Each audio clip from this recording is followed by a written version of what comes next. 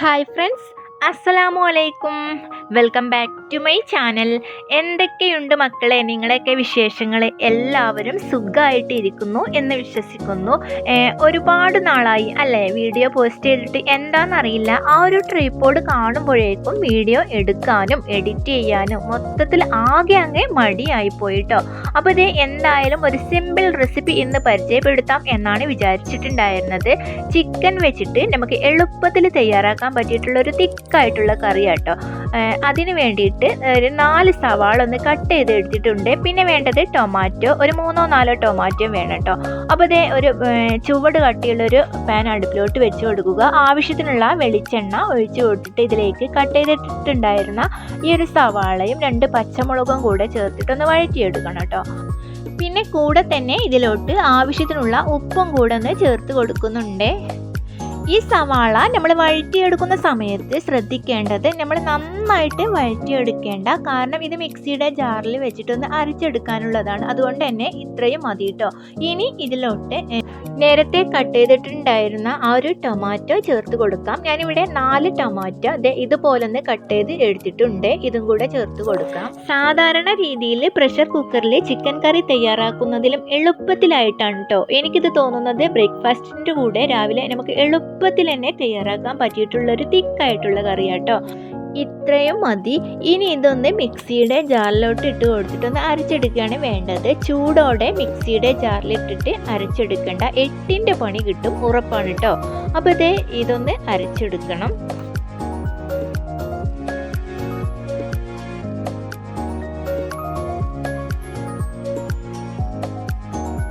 അങ്ങനെ ഇത് അരച്ചെടുത്തിട്ടുണ്ട്. ഇത്രയും മതി. നല്ല പോലെ പേസ്റ്റാക്കി അരച്ചെടുക്കണ്ട, ഇതുപോലെ അരച്ചെടുത്താൽ മതി കേട്ടോ.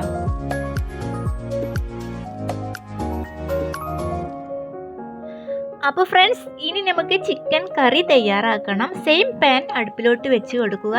ഇനി ഇതിലോട്ട് വെളിച്ചെണ്ണ ചേർത്ത് കൊടുക്കണം. വെളിച്ചെണ്ണ തന്നെ ചേർത്ത് കൊടുക്കണം കേട്ടോ. പിന്നെ വേണ്ടത് 1/2 ടീസ്പൂൺ വലിയ ജീരകം, കൂടെ തന്നെ 2 ചെറിയ പീസ് പട്ട ചേർത്ത് കൊടുക്കുന്നുണ്ട്. ഇനി ഇതിന് പകരം നിങ്ങളുടെ കയ്യിൽ സിന്നമൺ പൗഡർ ആണ് എങ്കിൽ ഒരു ഇത്തിരി ചേർത്ത് കൊടുത്താൽ മതി കേട്ടോ.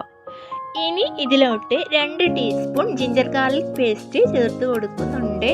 ഇനി ഫ്ലെയിം ലോ ഫ്ലെയിമിലോട്ട് മാറ്റിയതിന് ശേഷം ഇതിലേക്ക് സ്പൈസസ് ചേർത്ത് കൊടുക്കണം. 1 ടീസ്പൂൺ കാശ്മീരി റെഡ് ചില്ലി പൗഡറും 1/2 ടീസ്പൂൺ മഞ്ഞൾപ്പൊടിയും 1 ടീസ്പൂൺ ഗരം മസാലയും കൂടെ ചേർത്ത് കൊടുക്കണം കേട്ടോ. എന്നിട്ട് ഇതിൻ്റെ ആ ഒരു റോ സ്മെല്ല് മാറുന്നത് വരെ ഒന്ന് മിക്സ് ചെയ്ത് കൊടുക്കാം.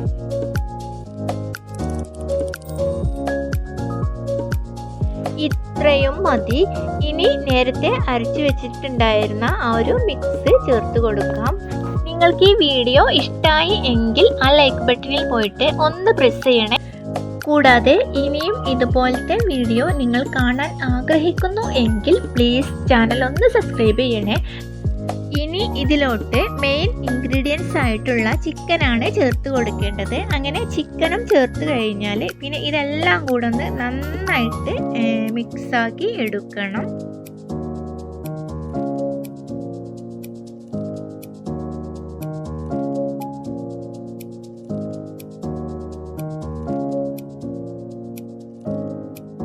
ഇനി ഇത് മീഡിയം ഫ്ലെയിമിൽ വെച്ചിട്ട് ഒന്ന് കുക്ക് ചെയ്ത് എടുക്കണം.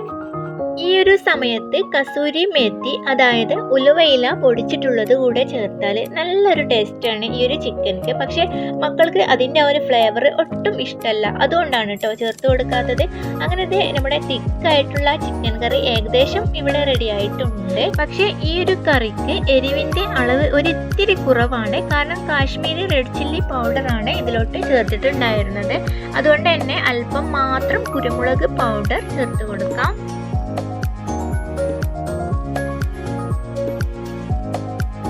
ഇനി ഫ്ലെയിം ഓഫ് ആക്കിയതിന് ശേഷം ഇതിലേക്ക് മല്ലിയില ചേർത്ത് കൊടുക്കാം.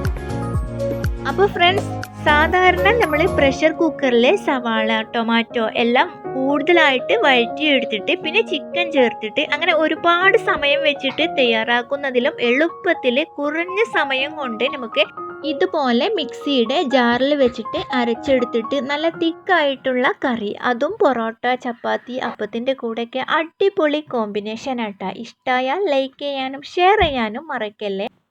എൻ്റെ വീഡിയോയുടെ കമൻറ്റ് ബോക്സിൽ പലതവണ കമൻറ്റ് വന്നിട്ടുണ്ടായിരുന്നു ഇത്ത ഗ്ലൗസ് യൂസ് ചെയ്യണം എന്ന് പറഞ്ഞിട്ട്. പക്ഷേ എനിക്ക് അത്ര അങ്ങോട്ട് കംഫർട്ടബിൾ അല്ല. കാരണം സ്കിന്നിൻ്റെ പ്രോബ്ലംസ് ഒന്നും സാധാരണ രീതിയിൽ വരാറില്ല. മാത്രമല്ല ഞാൻ ചെയ്യുന്ന ഓരോ ജോലിയും എന്നെക്കൊണ്ട് അത്രത്തോളം സ്പീഡിൽ ചെയ്യാൻ കഴിയുന്നും ഇല്ല. മാക്സിമം ക്ലീനിങ് വീഡിയോയിൽ ഉൾപ്പെടുത്താൻ വേണ്ടിയിട്ട് ശ്രദ്ധിക്കാം കേട്ടോ. Thank you.